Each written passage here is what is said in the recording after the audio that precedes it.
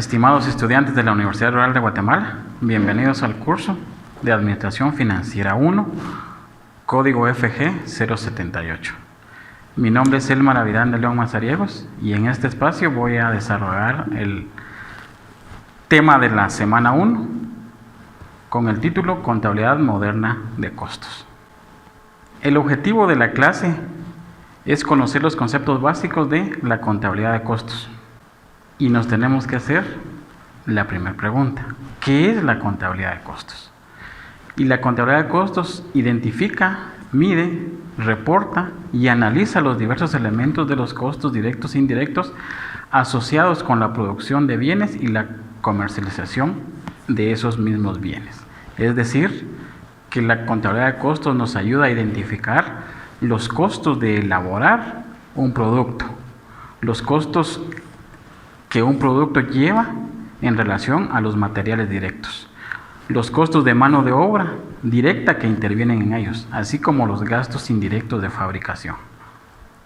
El objetivo de la contabilidad de costos es proporcionar información financiera y no financiera a la administración, a efecto de que ésta pueda ejercer la planeación, el control y la evaluación de los recursos. ¿Qué quiere decir eso?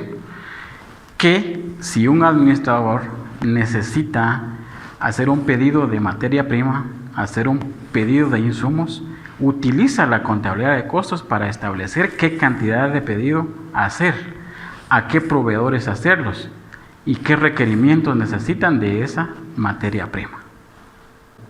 El costo es el que mide el sacrificio económico en el que se haya incurrido para alcanzar las metas de una organización.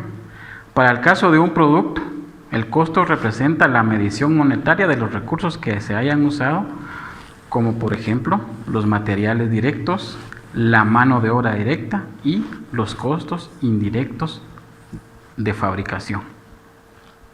Los administradores como clientes de la contabilidad. Todo gerente o administrador toma muchas decisiones en el curso de sus tareas y estas varían desde cuántas unidades producir cada día hasta las clases de artículos que las empresas producirán en las próximas décadas y cómo producirlos. Para esto necesita información que en gran parte es cuantitativa, de naturaleza numérica y puede obtenerse de los sistemas de información contable. Entonces, los administradores son usuarios internos de la contabilidad y esos administradores como usuarios internos necesitan tomar decisiones y van a tomar buenas decisiones en la medida que la información que la contabilidad les proporcione sea verídica y oportuna. Ese es el sentido entonces de la contabilidad de costos, en que los administradores la utilizan para tomar decisiones. El costo de elaborar un producto contiene 3 elementos. 1, los materiales directos. 2, la mano de obra directa. Y 3, los gastos indirectos de fabricación, que los más conocidos son la mano de obra indirecta y los materiales indirectos. ¿Qué son los materiales directos? Los materiales directos que forman parte integral del producto y que pueden identificarse de manera adecuada, como por ejemplo la madera para elaborar una mesa, la harina para elaborar pan y el cuero para elaborar calzado. Si analizamos un poquito este concepto de materiales directos, nos indica que forman parte integral del producto. En otras palabras, sin la madera no puede existir una mesa. Sin la harina no se podría elaborar pan de harina. Y sin el cuero pues no se podrían elaborar los zapatos para damas y caballeros. Entonces, las características principales de los materiales directos es que forman parte integral del producto, son los elementos esenciales del producto, que sin estos materiales no se podría fabricar el producto, no se podría elaborar el producto. Y otra característica es que se puede identificar de manera adecuada, es decir, en la elaboración de una mesa nosotros podemos establecer perfectamente bien cuántos pies de madera se llevó esa mesa. En la elaboración de pan, de un lote de pan, también podemos establecer cuánta harina se llevó esa producción de pan, cuántos quintales de harina, pudo ser medio quintal, 1 quintal, 2 quintales, 10 quintales, etcétera.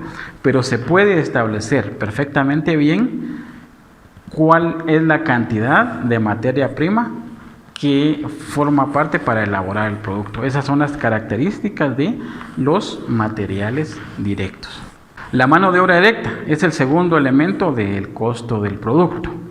Y la mano de obra directa se conoce como los costos laborales que pueden ser físicamente asignados a la producción de bienes y servicios y que pueden ser seguidos sin mayor dificultad. Y si volvemos al ejemplo de un taller de carpintería, pues el pago de los carpinteros es mano de obra directa. ¿Por qué razón? Porque si el carpintero en 2 horas o en 3 horas elaboró un mueble, elaboró un producto y le estamos pagando por hora, podemos identificar perfectamente bien cuál es el costo de esa mano de obra directa. El pago de las costureras, por ejemplo, en un taller en una maquila o en un taller de textil, igual. Muchas veces a las costureras se les paga por pieza. Entonces, una pieza elaborada se puede establecer exactamente el monto de la mano de obra directa empleada en esa pieza. Es decir, que se puede asignar y que se puede seguir sin mayor dificultad. También el pago de los panaderos, por ejemplo, en las panaderías.